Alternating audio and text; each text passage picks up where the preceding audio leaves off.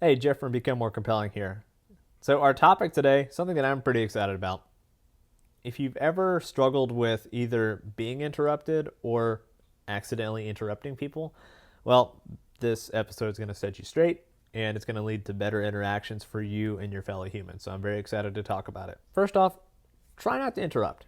Interrupting really kind of stops the flow of a conversation, especially in one-on-one conversations. In group conversations, you're going to see a little bit of people talking over people a little bit more than you will in one-on-one situations. But if we interrupt and we cut someone off, then it becomes very halting in the interaction, and it can result in the other person feeling not heard. And that's not what we want to do. That's not the kind of the recipe for being likable and building rapport. Like, that's just something that we want to avoid if we can. But I realize that sometimes when you're in the moment and maybe that person brings up that topic that you know a lot about, and you just want to jump in and interject, even if it's agreeing with them. So what can we do? Like, how do we get around interrupting if we're guilty of interrupting? And then what if we are interrupted? How do we say what we want without overtly calling the other person out and making them feel bad? Because that's not what we want either. Here's what you can say to get that conversation back on track and show the other person that you were listening. Our script that we're going to use is, before I interrupted you, you were saying XYZ. So say you're talking about TV show Peaky Blinders, which I happen to really like. Maybe I interrupted someone and they were talking about season 1 that they really happen to like. So I might say, "Oh, I'm sorry. Before I interrupted you, you were saying how you really liked season 1." Well, okay. So that shows that not only did you acknowledge that you interrupted, which is great, you also showed that, like, hey, yes, I was listening, and this is the jumping off point where you were. And this is actually a really good skill to use. Quick side note, not only in the world of interruption, but like we're all on a lot of Zoom calls right now. So like, say the internet goes out or whatever crazy thing happens, like if you're cultivating the skill of listening, then when like the internet picks back up and then you can actually hear the other person, oh, okay, you were saying XYZ, and it helps them jump back in.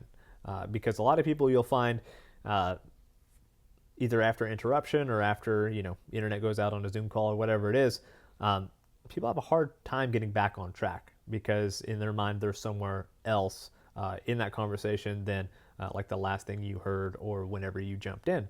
So developing that skill, very, very good, because it shows that you're listening and it shows that you're present in the interaction. So what do you do if you're the one who gets interrupted? Number one, think about being interrupted as actually a good thing, because it allows the other person to talk a little bit more. And in most situations, not all, but most situations, that's actually a good thing, because the more someone is talking, the more they're investing in the conversation, and you guys are going to be able to have a better chance of building good rapport, because you're naturally going to go deeper as the conversation gets longer in most cases. But if you're the one who gets interrupted and you've got something important you want to say, something you want to cover, say you're in a meeting and you just know you really need to get this point out there, well, you can say, after that person talks how they talk, and you can say, now I want to get back to my point before I forget.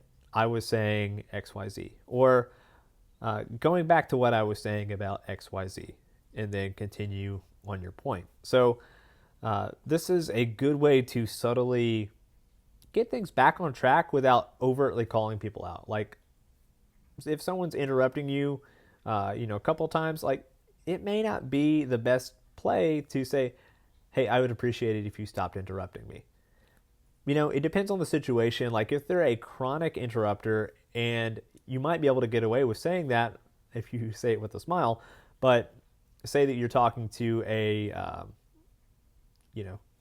new boss or a coworker or a client, something like that, and you're talking with someone for the first couple times you talk to them, you probably don't need to swat the fly with a nuclear bomb. Like, it's just not appropriate and it's not warranted in that situation. So you always want to play to to what's going on in the situation. Now, if you've got, Fred over there who's just, he will not stop interrupting you, and he does it all the time, and he's been doing it for 6 months. Well, maybe because he hasn't gotten the hints, obviously, you might want to roll in there and say, hey, Fred, I really value you as a coworker, but there's this thing that you do where where you interrupt and you talk over me when we're talking, and I would like to continue our conversation.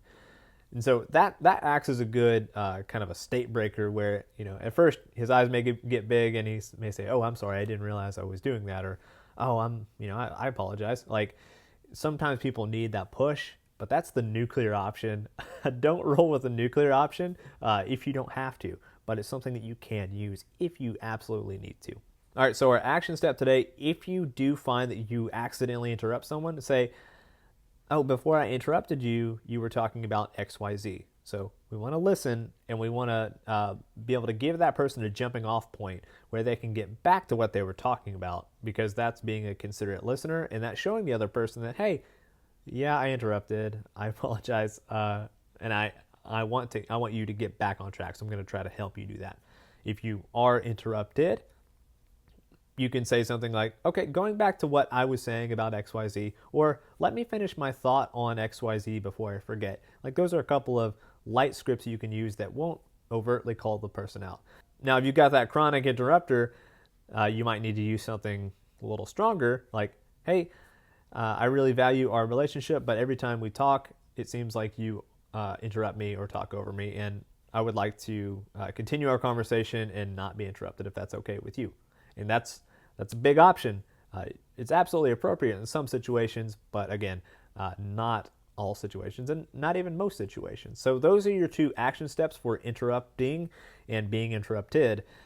If you want to get a question answered on a future episode of Compelling Convos, a couple of ways you can do that. You can @ me on Instagram or Twitter @ the Jeff Callahan with 2 L's. You can send me an email at jeff@becomemorecompelling.com.